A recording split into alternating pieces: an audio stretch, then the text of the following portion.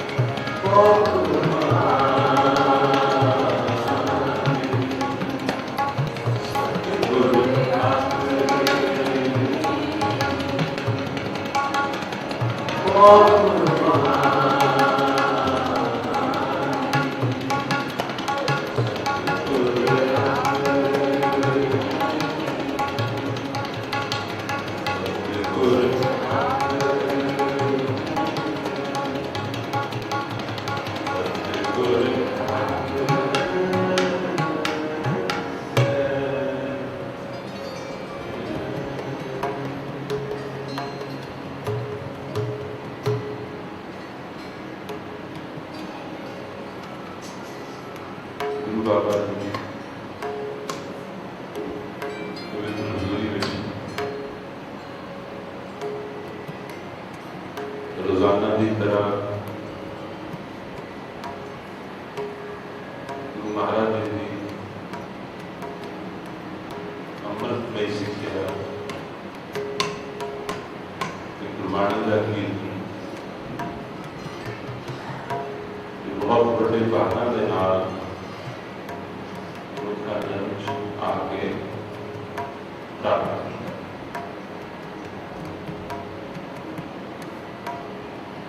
वो सानू इस वक्त हासिल है, प्राप्त है। श्री गोविंद तो जो विचार चल रही थी वो किसी ऐसी वस्तु की विचार से जो वस्तु साढ़े सारे अंदर किसी के अंदर वो बद नहीं, किसी के अंदर वो घट नहीं, एक साथ सपना।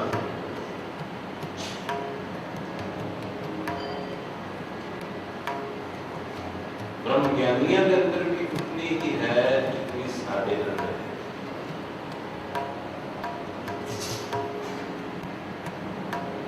जमीन जमान के लिखे समस्त एक जोत है।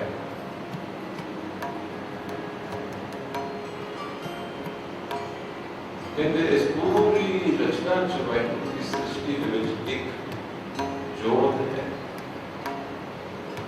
जोत का भाव जिहड़ा असीं दीवा लगाउने आ ये नहीं,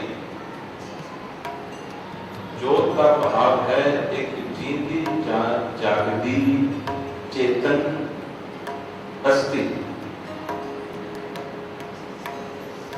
जींदी जागदी बिल्कुल चेतन जिसको सब कुछ भी सूझ है,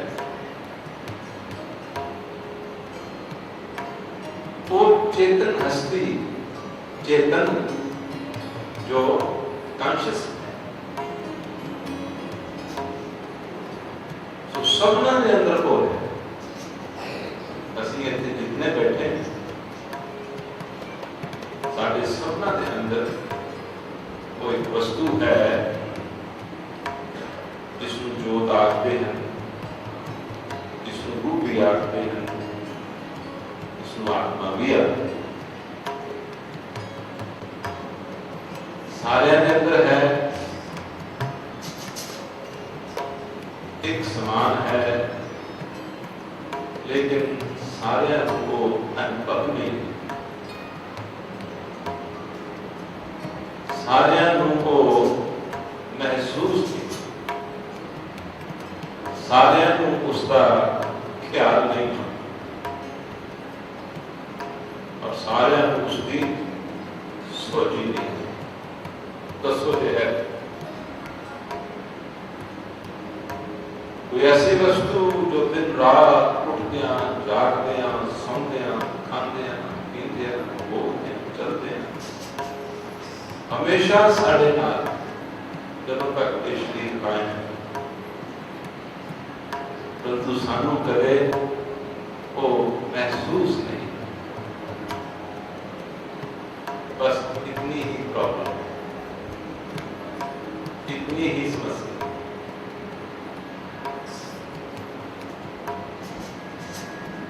गुरु जी कहते हैं है तो सही, वो है तो सही, है तो सही, ये कोई शक नहीं। लखे जाओ कोई, अगर कोई अभ्यास करके सही जुगती दे नाल सही ढंग दे नाल उसनू देख लवे, उसका दर्शन कर लवे, लखे का अर्थ हुंदा है देख है तो सही, लेकिन उसनू देखण दे लई ढंग की लोड़ है, जुगती की लोड़ है, मेहनत की लोड़ है, रुचि की लोड़ है, शौक की लोड़ है, लगन की लोड़। जे लगन है, जे शौक है, जे रुचि है, तो फिर वो दिन दूर नहीं जदों वो कोई अजीब अगम्य वस्तु जो साढ़े सारे अंदर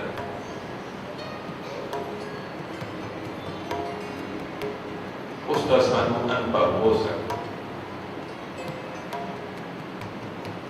उसका सानू दीदार हो सकता है। एक चार असीं पिछले 2 दिन कर रहे हैं, आहिस्ता आहिस्ता सरल जाए सौखे ढंग नाल गल करने की कोशिश करते हैं। जदों भी वक्त मिले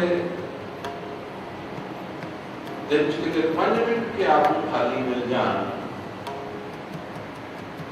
तो उन्हों अखा बंद करके रिलैक्स होकर बैठ जाए। ये तो सब कर सकते हैं, पढ़िया अनपढ़िया जवान वृद्ध बच्चा सारे कर सकते हैं, मेल फीमेल सारे कर सकते हैं। ये करना चाहिए है बिल्कुल आराम नाल रिलैक्स होके, चौंकड़ी मार के बैठना, चौंकड़ी मार के बैठ जाओ, कुर्सी पे बैठना, कुर्सी पे बैठ जाओ, तो फिर आप पंक्ति कहो। एक पंक्ति इसका भाव पहला मैं दस सकते हैं कि इस शरीर के विच तो कौन रहता है, ये सोचा, बस इतने सोचा कि इस जिस्म के अंदर, इस शरीर के अंदर वो केड़ी शय है, वो केड़ी चीज है, वो केड़ी वस्तु है जिसके करके ये जीता है और जिसके ना होने करके ये मर जाए। बस इतना सोचते सी सकते हैं। जिसने इतना सोचना शुरू कर दिया, समझ लो उसकी जिंदगी च रूहानियत होनी शुरू हो, आत्मक जीवन होना शुरू हो गया। 3 स्टेशन हैं परमात्मा के, 3 पड़ाव हैं भक्ति के। नंबर 1 शरीर, नंबर 2 मन और नंबर 3 आत्मा। असीं पहले 2 स्टेशन जिहड़े हैं उन्हां तक तां सोचते हैं। सानू शरीर कोई मुश्किल होवे असीं जाके इसका जिक्र करते हैं, आ मुश्किल है, आ दर्द है, आ तकलीफ। जे मनु कोई खेद होवे, मनु कोई चिंता फिक्र होवे तो असीं मन का भी जिक्र करते हैं।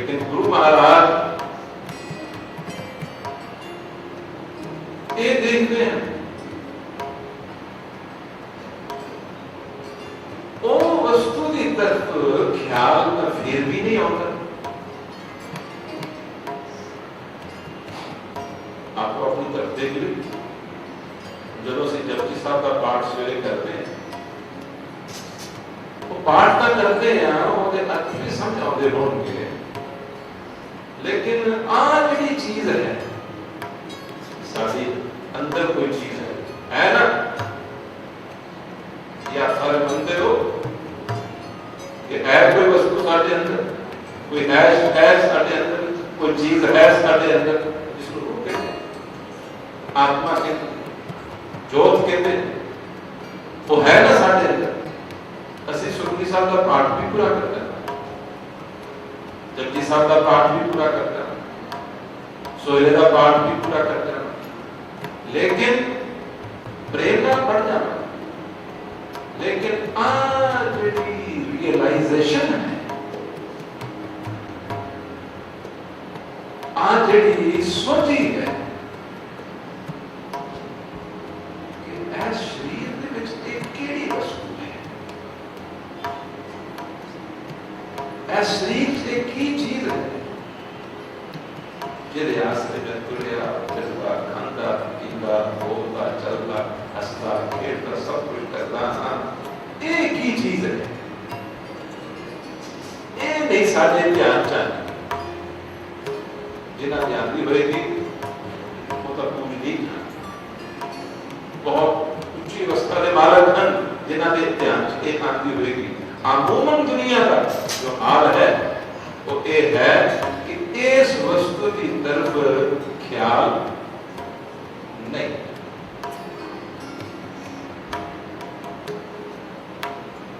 जी की जोत ना जाने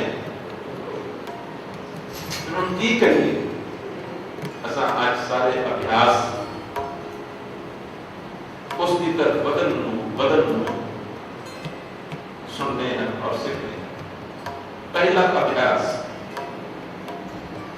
तुरते फिरते उठते बैठते काम कार करते एक लाइन को इतना दोहराओ, लखन वाली दोहराओ,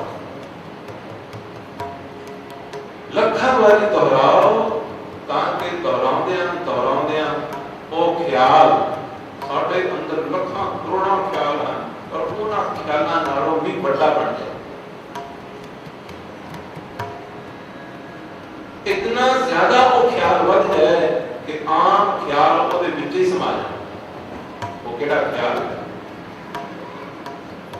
ਉਹ ਵਸਤੂ ਜਿਹੜੀ ਸਾਡੇ ਅੰਦਰ ਹੈ ਉਸ ਦੇ ਪ੍ਰਤੀ सोचना शुरू कर देना है। गुरबाणी की लाइन का आसरा ले, पहला लाइन दास बोलेगा फिर आप बोलेगा। या मंदिर में कौन बसाए, या मंदिर में कौन बसाए। ये शरीर एक मंदिर है, गुरु जी ने इसको मंदिर रखे। अगे एक दिन आपकी सेवा पंक्ति अगे भी स्थिति सी, हर मंदिर के शरीर है, ये शरीर हरि दा मंदिर। गुरु जी कहते हैं इस मंदिर के विच कौन बसदा है, कौन रहता है, ये किसका मंदिर है। वो तो फिर ये सोचना है ये मेरा मंदिर है या प्रभु का मंदिर है। कई गुरुद्वारे यूएसए ਦੇ ਵਿੱਚ ਅਸਾਂ ਦੇਖੇ दो धड़े आपस में लड़ पे और लड़न तो बाद जिसको निकाल दिता उसने जाके अपना गुरुद्वारा खोल दिया और वो गुरुद्वारे का नाम की बन गया, ये फलाना सिंह का गुरुद्वारा। रब का गुरुद्वारा ना होया, परमेश्वर का गुरुद्वारा ना होया, परमात्मा का गुरुद्वारा ना होया, सतगुरु का गुरुद्वारा ना होया, ये फलाने सिंह का गुरुद्वारा है, ये ਉਹਨਾਂ ਦਾ ਗੁਰਦੁਆਰਾ ਹੈ, ये ਉਹਨਾਂ ਦਾ ਗੁਰਦੁਆਰਾ है। पर अगर शरीर मंदिर है तो ये मंदिर केड़ा है? मंदिर किसका है? ये मंदिर शरीर को रचण वाले, शरीर के मालिक का मंदिर। तो असां ते इसको बनाया, असीं ते इसको जानते भी कुछ नहीं, सानू इसकी समझ भी कुछ नहीं है। कि जिसने ये बनाया, चलो आ मंदिर असीं बनाया, असीं कह सकते कि साडा गुरु है, क्योंकि जिन्हों का पैसा लगा, जिन्हों का टाइम लगा, जो इन्वॉल्व हुए, कागजात का कहना ही पड़ेगा ना कि उन्होंने गुरु है, भावें है सतपुरा है। लेकिन आ जो मंदिर है, जो गुरु जी ने आख्या हर मंदिर के शरीर है, हुण ये मंदिर किहदा है? यकीनन जिसने बनाया है उसे का ही मंदिर है। वो कौन है? वो कौन है जिसने ये मंदिर बनाया है और इस मंदिर के अंदर रहता है? उसनों बार बार बार बार उसकी तरफ, उसकी वक्त ख्याल करना है। तो की कहना है, दास को बाद सारी संगत उससे इतना प्रेम का इस पंक्ति को 10-12 बारी उचारो। या मंदिर में कौन बसाए, या मंदिर में कौन बसाई, या मंदिर में कौन बसाई, या मंदिर में कौन बसाई, या मंदिर में कौन बसाई। बेनती करा आप पूरे गणपति के उत्साह के नाल पंक्तियां बोलिया करो। मैंने पता है इस तरह की कीर्तन का आम रिवाज नहीं है, तो रिवाज का वो है कि चुप करके बैठे रहो, मन टिक गया या नहीं टिक गया, शब्द पढ़ना है अपना शब्द पढ़ी करने हैं, भुगतान बस गया। लेकिन ये हरेक ने अपने आप को थोड़ी बहुत खेचल देनी है, थोड़ी बहुत खेचल देनी है ना। स्वामी रामदेव का टीवी पे देख रहे होते, वो कहता बात तान चको, सारे बात तान चको, वो कहता सारे इस तरह लो, सारे सारे इस तरह, वो कहता जोर नाल हसो, हासा हमें आया भी ना होवे, हम लोग हंसते।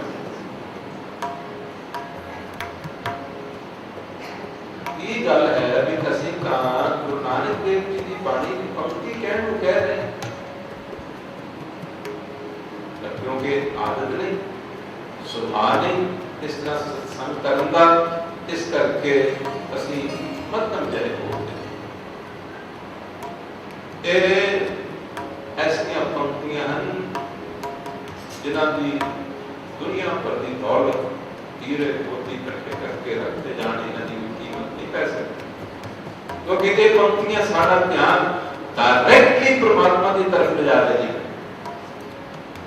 डायरेक्टली सीधा उसे का जिक्र शुरू हो रहा है, सीधी उसकी गलबात शुरू हो रही है, सीधा उसकी तरफ ध्यान ले जाया जा रहा है। इस करके श्रीराम जी आलस को छोड़ो, बहुत हो गई, तिल मठ को छोड़ो। साडे गुरुद्वारे कोई आके देखे सत्संग का समागम चल रहा होवे ते कोई आ जाए, इत्थे दी एनर्जी, इत्थे दी हारमनी, उस एनर्जी की शक्ति के नाल और बड़ा ढंग हो जाए कि स्पिरिचुअल प्रैक्टिस इस तरह करेगी। सिखों स्पिरिचुअलिटी दे विच जो इन्हां दे पास वस्तु है उस दे हिसाब नाल तां ये चैंपियन, इन्हां दा कोई मुकाबला नहीं। But because of the lack of understanding and practice, ऐसी बहुत पीछे। तो इस करके मेरी सबना को बेनती है कि उत्साह नाल, बुलंद आवाज दे नाल, इस आवाज को और प्रोना की है मेरे पानी दे लेकिन ना बोली।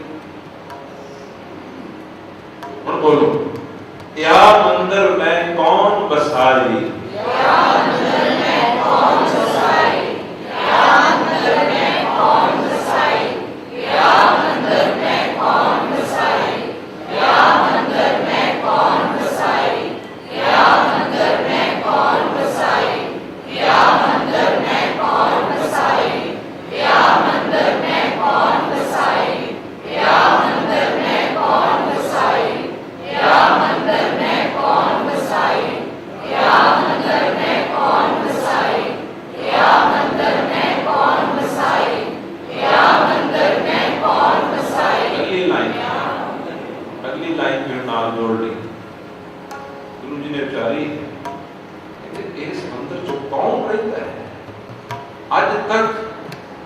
ਕਿਸੇ ਵੀ ਉਸ ਨੂੰ ਪਕੜਨ ਦੀ, ਸਮਝਣ ਦੀ, ਉਸ ਦਾ ਅੰਤ ਲੈਣ ਦੀ, ਕਿ ਇਹ ਪਤਾ ਚੱਲ ਜਾਏ, ਇਹ ਰਾਜ਼ ਖੁੱਲ ਜਾਏ, ਕੋਸ਼ਿਸ਼ ਕੀਤੀ, ਕਹਿੰਦੇ ਕੋਈ ਲੈ ਨਹੀਂ ਸਕਦਾ, ਉਸ ਦਾ ਅੰਤ ਕੋਈ ਪਾ ਨਹੀਂ ਸਕਦਾ।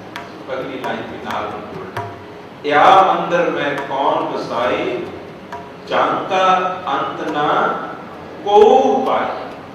दोनों लाइना बोल रही है कि ये कौन है जिसका कोई अंत नहीं जान सकिया, जिसका पता नहीं एक किवें आरंभ होया, कदों आरंभ होया, किथों तक ये है, ये वस्तु की है, कहते आज तक जिसका कोई अंत नहीं ले सकिया, पर ये वस्तु की है जिसने ओदे बारे सोचना शुरू कर दिता, उसका सिमरन शुरू हो गया। सिमरन इससे नहीं आते, सिमरन में और किस में आते हैं, सिमरन किसे नहीं आते, इतना सोच शुरू हो गई, ख्याल आना शुरू हो गया, सिमरन शुरू हो गया। तो लाइफ में आने तक आप 8-10 दफा सारे इस पंक्ति को बोलो, या मंदिर में कौन बसाई जांका अंत ना को बोलो। या मंदिर में कौन बसाई, मंदिर में कौन बसाई, जांका अंत ना को पाई। या मंदिर में कौन बसाई, जांका अंत ना को पाई। या मंदिर में कौन बसाई, जांका अंत ना को पाई। या मंदिर में कौन बसाई, जांका अंत न को पाई। या मंदिर में कौन बसाई, जांका अंत न को पाई।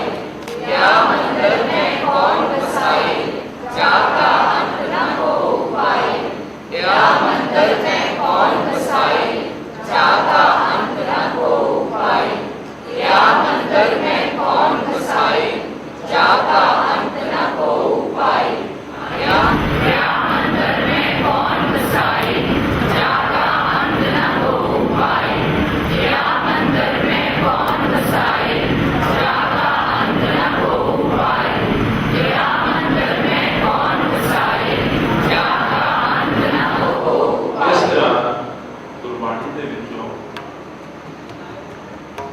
पंक्तियां निकालियां जांदियां हैं, फिर उन्हां पंक्तियां नूं समझिया जाता है, फिर उन्हां पंक्तियां का जिहड़ा भाव है उसनूं बार बार अपने अंदर बढ़ाया जाता है, और फिर वो पंक्तियां सानूं जिधर नूं जाना है उधर नूं ले जाती।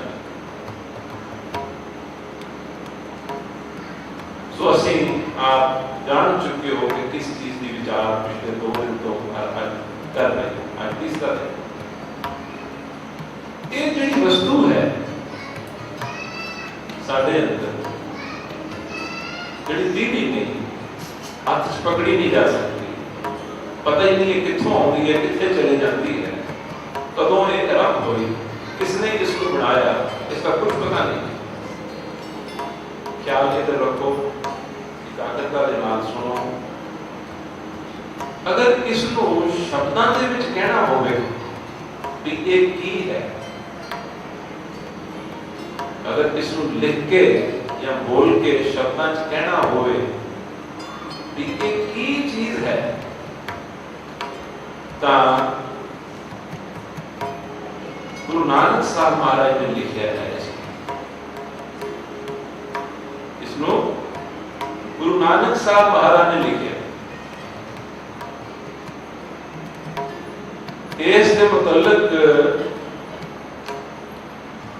गुरु नानक साहब महाराज जी ने लिखा है कि वो जो लिखा है वो बनता है मूल मंत्र।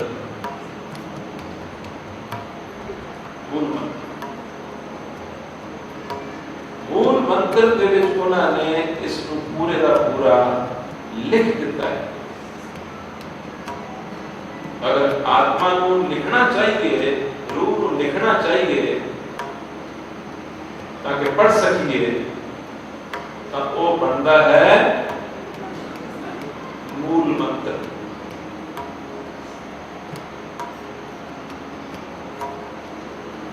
मूल मंत्र चुना ने की लिखा है। नंबर 1 ये चीज की गल हो रही है, गुरु जी कहते हैं ये एक है। असि जितने भी बैठे हैं और जितने भी बाहर हैं, सारी सृष्टि के जितने भी जीव जंतु हैं, जितनी साढ़े अंदर है उतनी ही उन्हां दे अंदर। और ये नहीं कि उन्हां दे अंदर होर तरह नहीं है और साढ़े अंदर होर तरह नहीं है।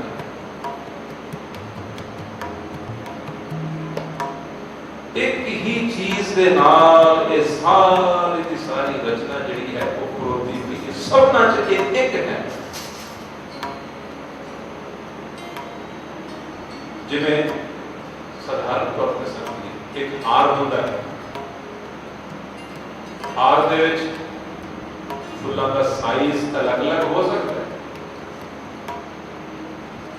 फुल्लां दे रंग अलग अलग हो सकते हैं, कोई छोटे कोई बड़े हो सकते हैं, लेकिन सारे के सारे हार की जिहड़ी जित जान ओदा आसरा हुंदी है वो किहड़ी चीज होती है? वो किहड़ी चीज होती है? ताकत।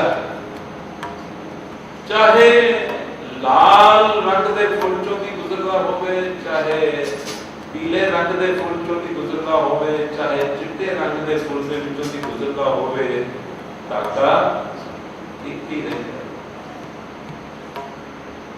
ओदा पीले रंग दे फुल नाल कोई खास स्नेह नहीं है, लाल रंग दे नाल ओनू कोई वितकरा नहीं है, वो सबना दे लई सांझा है और सबना दे विच एक है और सबना दा वो सहारा है, आसरा है। इस करके गुरु जी ने इस वस्तु को आख्या है एक। अगले दो लफ्ज़ां ने ओम, ओ दा अर्थ होता है उत्पत्ति, अंग दा अर्थ होता है अंत,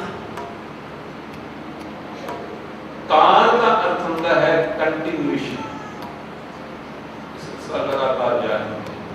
कहते इस एक दे विचों ही सारी उत्पत्ति हुई जा रही है और वापस फिर उसे दे विच ही समाई जा रही है, फिर होई जा रही है, फिर उसे दे विच ही समाई जा रही है। जिवें समुद्र के पानी के विचों ही लहरां उठदियां हैं और फिर उसे दे विच ही फिर समा जाती हैं, फिर उठदियां हैं, फिर समा जाती हैं, फिर उठदियां हैं, फिर समा जाती हैं।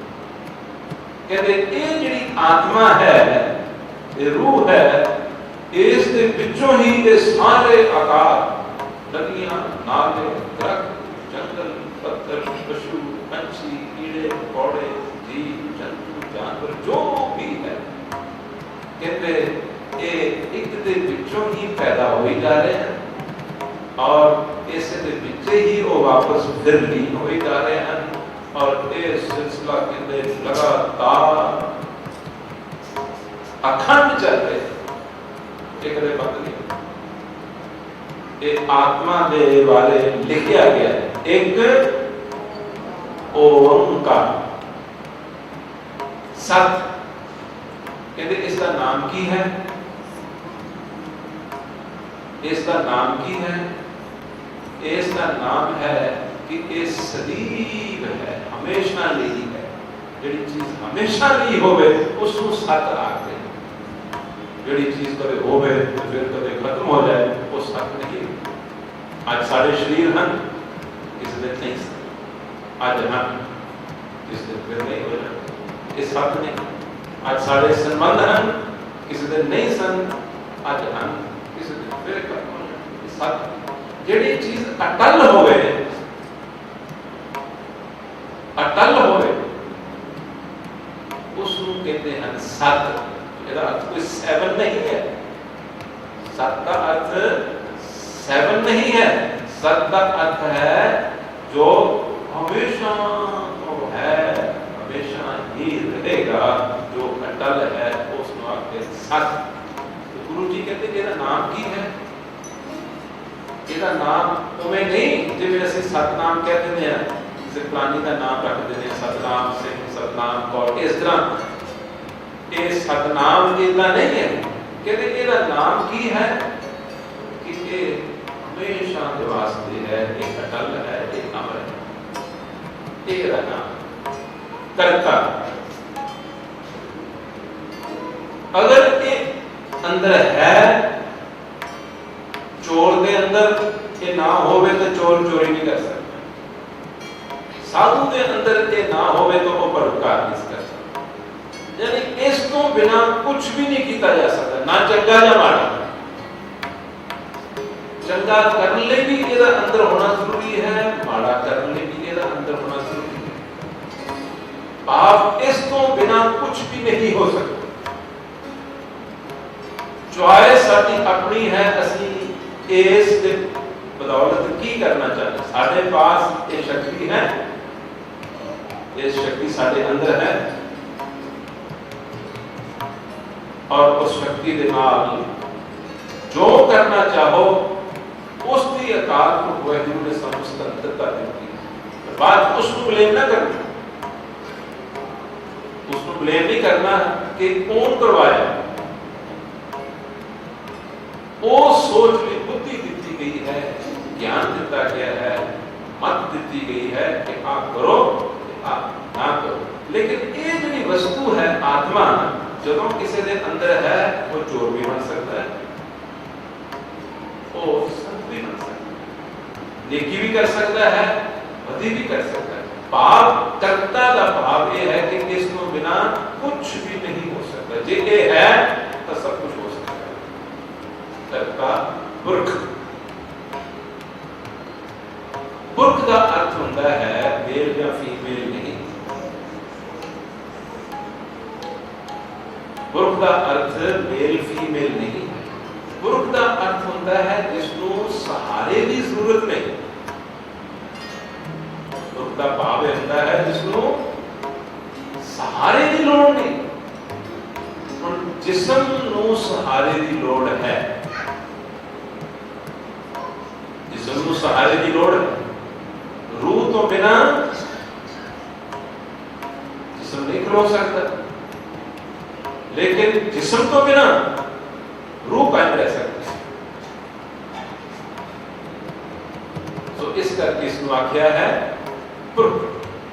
पुरख वो है जिसको आधार की, आश्रय की, सहारे की लोड़ नहीं करता। पुरख निर्भव, जब आप ही एक है, उस तो बिना और कोई है ही नहीं, फिर वो डरेगा कि तो इस करके वो निर्भव। निर्वैर, जब कोई दूसरा उसका है ही नहीं, उसको वैर किस नाल होएगा। अकाल मूर्त कहते इसकी जो मूर्ति है उसको काल नहीं आ सकता। समय के कारण हर चीज बनकर आती है, फिर खत्म हो जाती है। पर कहते ये अकाल पुरख वाहिगुरू की जी मूर्ति चूंकि निराकार है, जिहदा आकार ही नहीं, ਉਹਦਾ ਟੁੱਟਣਾ ਕੀ और ਉਹਦਾ ਭੱਜਣਾ ਕੀ। ਜਿਹਦਾ ਆਕਾਰ ਹੀ ਨਹੀਂ, ਉਹਦਾ ਜੰਮਣਾ ਕੀ और ਉਹਦਾ बढ़ना ਕੀ। ਉਹ ਆਕਾਰ ਹੈ, ਨਿਰਾਕਾਰ, ਅਕਾਲ ਮੂਰਤ, ਆਜੂਨੀ। कहते वो जो है वो ही रहता है। वो पोस्ट को नीचे जाके जुड़ना चले पे। मुखादेही भी एक जून ही है, मुखादेही भी जून ही है। तो गुरु जी कहते हैं वो जुड़ना चाहिए, अजून नहीं। सहभंग, सहभंग का अर्थ है कि ये जी साडे अंदर गल रूह ही चल रही है, जी साडे अंदर है। ये जेड़ा मूल मंत्र दे विच जो व्याख्या की गई है, ये केदी वास्ते की गई है? साडे अंदर जेड़ी आत्मा है, ये उसनु एक्सप्लेन किया जा रहा है। साडे अंदर जेड़ी आत्मा है, ते उसकी व्याख्या हो रही है। मूल मंत्र आत्मा की व्याख्या है। सहभंग इसका कोई पता ही नहीं चले किसने बनाया। जे इसको किसी ने बनाया होता तो वो इसको बड़ा होता।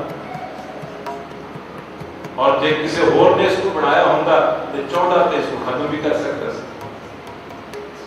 गुरु जी कहते इसको किसी ने नहीं बनाया, ये एक अचंभा है, एक हिस्ट्री है, ये कहते खुद अपने आप ही बने।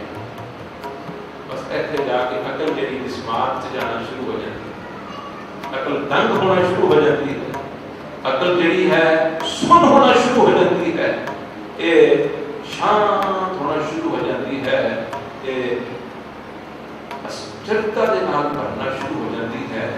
ऐसी मिस्टीरियस वस्तु इसनों किसी ने नहीं बनाया, ये आप ही बन गई, ये आप ही बन गई।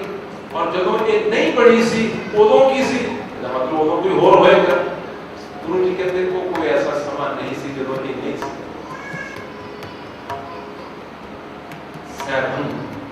अखीर ये मिलेगा कि में साढ़े सारे के अंदर है, पर साढ़े ध्यान च नहीं, साढ़े ख्याल च नहीं है, साड़ी सोची च नहीं है। साड़ी सोची च किवें आए? गुरु जी ने अखीर क्या है? गुर प्रसाद, गुरु दी मेहर देना, गुरु दी कृपा देना। गुरु दी कृपा किवें हुंदी है? गुरु दी कृपा किवें हुंदी? गुरु दी कृपा का अर्थ कि गुरु का भी दिल जित लेना। जिवें बाबा लहणा जी ने गुरु नानक साहब का दिल जित लिया। आज घर बैठे उन्होंने 2 दिन साखियां सुनाइया। अति रात है, सख्त सर्दी है, बारिश हो रही है, घुप अंधेरा है। गुरु नानक साहब आखते हैं बेटा श्री चंद बात दीवार गिर गई है, जाओ जाके दीवार बना दो। बाबा श्री चंद आखते महाराज ऐसे दीवार बनाने की लोड़ है, सवेरे बना लवा, बाहर का निकल नहीं होता, इतनी ठंड, जिसका कुछ नहीं, फिर भी पै रहे हैं। बाकी आपके इतने होर सेवक सत्संगी सेवादार श्रद्धालु हैं,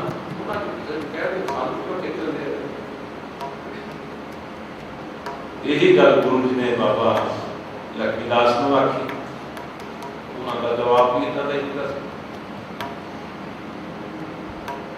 उस तो बाद आखी बाबा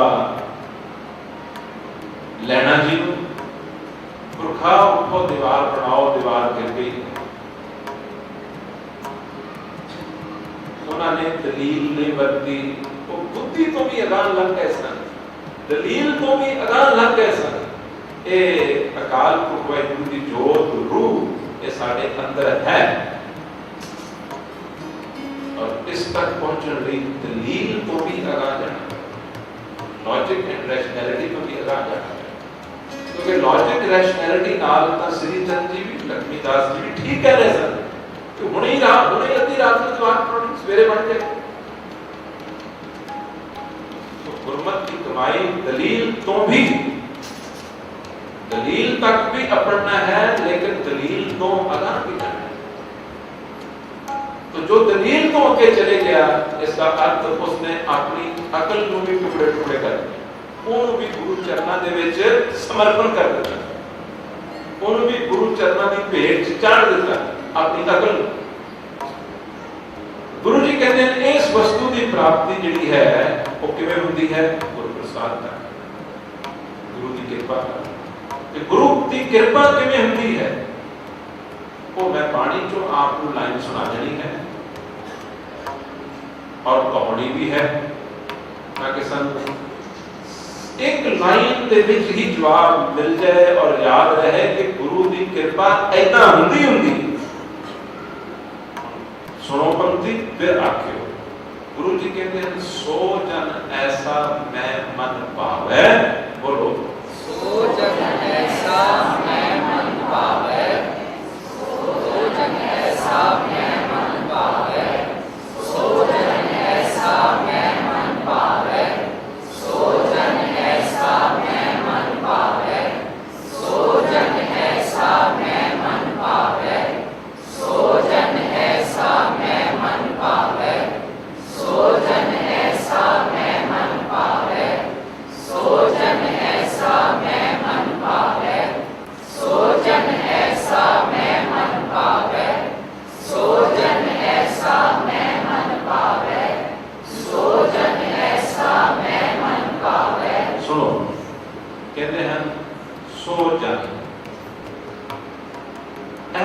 कोई जन होवे, ऐसा कोई सिख होवे, ऐसा कोई सेवक होवे, अगर कोई ऐसा कोई सेवक होवे तो वो मेरे मन को कहते पाਉਂਦਾ है। बाकी नहीं तो हमें कितने हो सो जन ऐसा इस तरह का होवे ता मेरे मन को पाਉਂਦਾ है, मेरे मन को जितदा है, मेरा मन प्रसन्न कर देता है। महाराज जी कैसा कैसा होवे कहते आप मान आप मान कहते अपने आप को ता उसने मिटा दिता होया होवे। किवें मिटावे? ये कोई फिजिकली अपने आप को खत्म करने की गल नहीं। किवें मिटावे? गुरु दे वचन के सामने अपनी अकल को ना लिया, गुरु दे हुक्म के सामने अपनी चतुराई और अपनी अकल की मौत कर दे। एक छोटी सी साखी हो, सतगुरु गुरु नानक देव जी महाराज काफी रात गुजर गई। बाबा बुढ़ा जी को कहते हैं बाबा जी बाहर जाके देखो तो रात कितनी गुजरी है, कितनी लंघ गई। उन्हें समय तारे आप देख के हिसाब लगा के दसिया जाता होता सी कि इतना टाइम तारे के नाल हिसाब शुरू होते सी टाइम पे। बाबा बुढ़ा जी बाहर गए, हुण इथों जुक्ति सीखनी है। साखी सुनाने का भाव है कि जुक्ति सीखनी है ताकि असी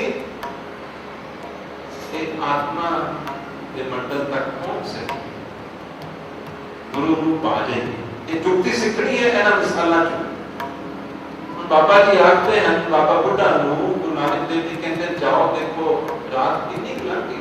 वो गए तारे की तरफ देखा, साफ साफ लगाया, आगे आंख लगे महाराज लगता है कि रात अध तो ज्यादा लंघ गई।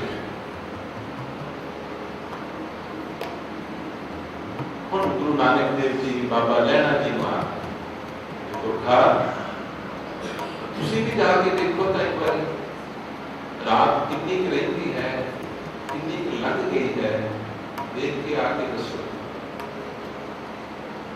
बाबा लैना जी ने नमस्कार की थी, वचन मने, बाहर गए, बाहर जाके अंदर वापस फिर आ गए। क्या वाले ध्यान मत सुनो। अंदर आके की जवाब देता, ऐ प्रभु ऐ गुरुदेव जितनी लंगी है वो भी आप जानते हो, जितनी बाकी रहती है वो भी आप जानते हो, जितनी लंगी है वो भी आपके हुक्म के विच लंगी है, जितनी रहती है वो भी आपकी कौन ना कसर वाला कितनी लंबी है, कितनी बाकी है, कितनी लंबी है। जिन दिन करके कीती रात, जो इस दिन नू और रात नू बनाउण वाला है उसको पता ही है। इसको कहते हैं ने आपा मान। गुरु जी ने आख्या है गुरु प्रसाद, गुरु की कृपा इसने हासिल कर ली। कृपा किवें हासिल होती है? इस ढंग दे नाल कि गुरु बाबे की अकल बहुत बड़ी है, गुरु बाबे की अकल रूहानी है, गुरु बाबे की अकल दुरों आई है, गुरु बाबे की अकल वो है जिन्हें सारे खंड ब्रह्मांड को सारे साथे हैं। इस अकल के सामने साडी अकल कोई मायना रखती? इस अकल के सामने साडी चतुराई कोई ना रखती? बस गुरु रूप पाने का एक ही ढंग है कि जो गुरु बाबा जी के वचन और ये वचन भी गुरमुखा के राही साढ़े तक पहुंचते हैं, क्योंकि डूंगी बहुत है, ऊंची बहुत है। साड़ी समझ नहीं पे। इस करके गुरु जी ने किया ज्ञान कमाइए, इन्हों कमाना है, प्रैक्टिस करनी है इसकी, लेकिन पूछ जना भाई पूरे प्यारे कुछ के किवें इसका अभ्यास करना। तो अखीर दे विच दास ने जो बेनती करनी, मूल मंत्र दे अर्थ सुना दिते। मूल मंत्र दे अर्थ ਹਨ आत्मा, आत्मा की एक्सप्लेनेशन है मूल मंत्र। मूल मंत्र आत्मा का जिक्र है, आत्मा का विस्तार है, आत्मा दे की गुण ਹਨ वो मूल मंत्र च कहे गए। तो मेरी सारी संगत को बेनती कि रोजाना इस स्नान करके पूरा स्नान करें। बहुत सारे बहुत प्रेमी स्नान पूरा नहीं करते। शरीर शुद्धि के लिए बड़ा जरूरी है, आलस को दूर करने के लिए बड़ा जरूरी है। ये आलस ऐसा हो सकता है कि ਅਸੀਂ ਅੱਧੇ ਮੂੰਹ ਨੂੰ ਨੜਾ ਲਈਏ ਤੇ ਅੱਧੇ ਮੂੰਹ ਨੂੰ ਨਾ ਨੜਾਈਏ, ਹੋ ਸਕਦਾ है करके देखो किसी को, जिसने ऐसा करके देखो कि बाहर जाने वेले ਅੱਧੇ ਮੂੰਹ ਨੂੰ ਧੋ ਲਓ ਤੇ देखो किस तरह महसूस करते। बाकी सारे पिंडे से पानी पा लो, एक बांह ते ना पाओ, सारे पिंडे से पानी पा लो, एक लत ते ना पाओ, सारे पिंडे से पानी पा लो, एक पैर को ना नड़ाओ, फिर चैन लगोगे। ਅਸੀਂ ਇਹ ਗਏ ਸਭ ਤੋਂ ਅਹਿਮ ਅੰਗ ਸਰੀਰ ਦਾ ਹੈ ਦਸਵਾਂ ਦੁਆਰ, ਇਸ ਦੇ ਵਿੱਚ ਖੁੱਲਾ ਡੁੱਲਾ ਜਲ ਪਾਇਆ ਕਰੋ।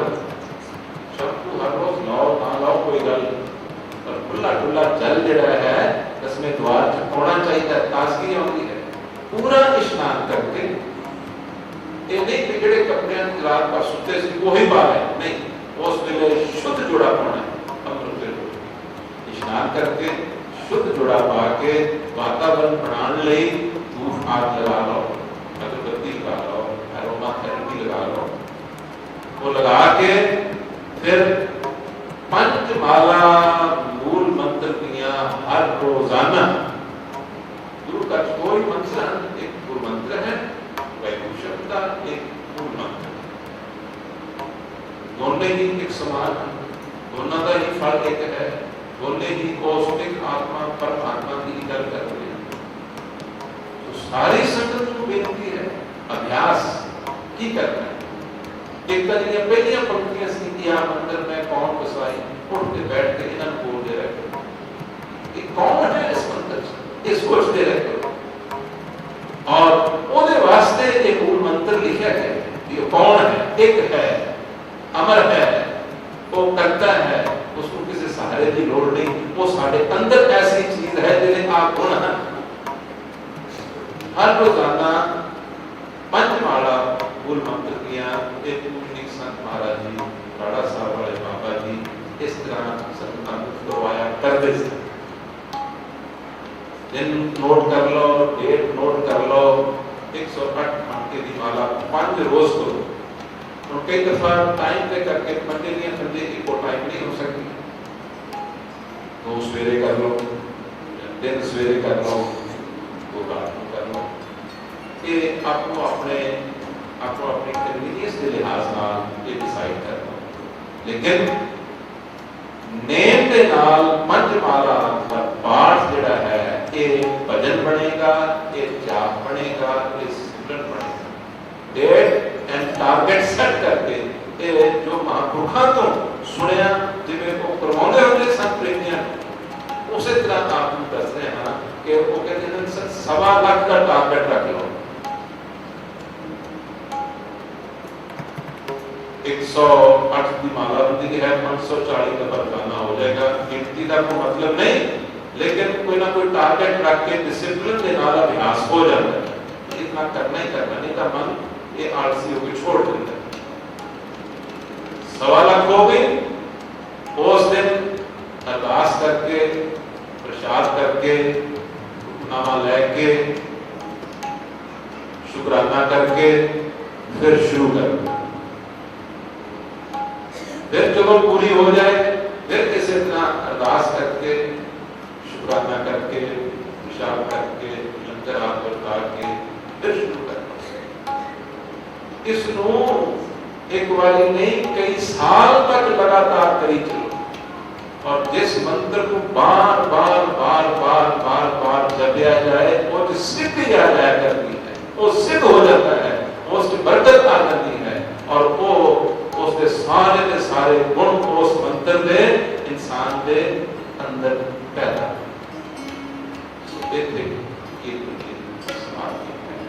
और व्यंग कुछ आपकी की सेवा करना है दिल चाहता है, लेकिन वो हम दिनों वाहिगुरु दे हुक्म दे फिर समा बनेगा, फिर कीता जाएगा। एक गुरु बाबा जी महान कृपा हुई है कि ये सत्संग होया है, सत्संग दे विच वो अकम्बी वस्तु का जिक्र होया है, उसने कथा कहानियां हुई हैं, उसके बाद बदन में की जुक्तियां हैं, की अभ्यास है, किवें करना है और कल्याण किवें इतना समा नहीं होता। सारी ही संगत नूं महापुरुष किस तरह दस्या करते सन, करवाया करते सन, और अगर करते रहोगे नेम नूं पगाउण दे विच बहुत बल होता है, बहुत बरकत होती है। नेम ही आहिस्ता आहिस्ता प्रेम बन जाता है, किसी ने स्वभाव बन जाना है, किसी ने एडिक्शन बन जाना है और अंदर मूल मंत्र ही मूल मंत्र में गूंजना है, बाकी सारे ख्यालों ने अपने आप ही और हट जाना।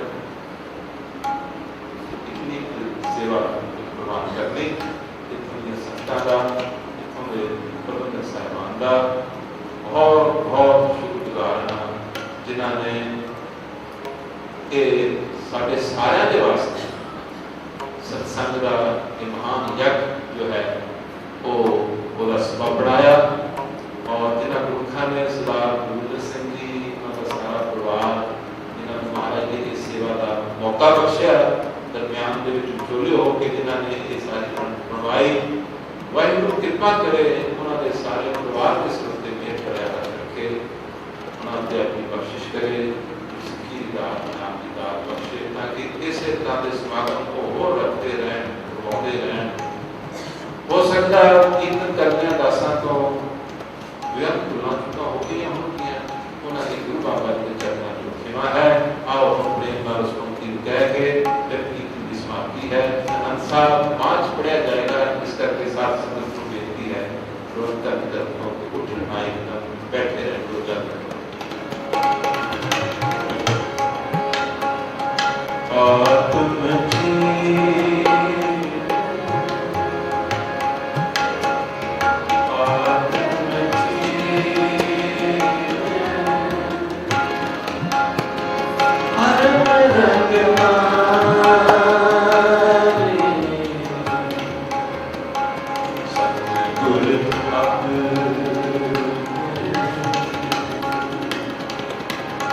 Oh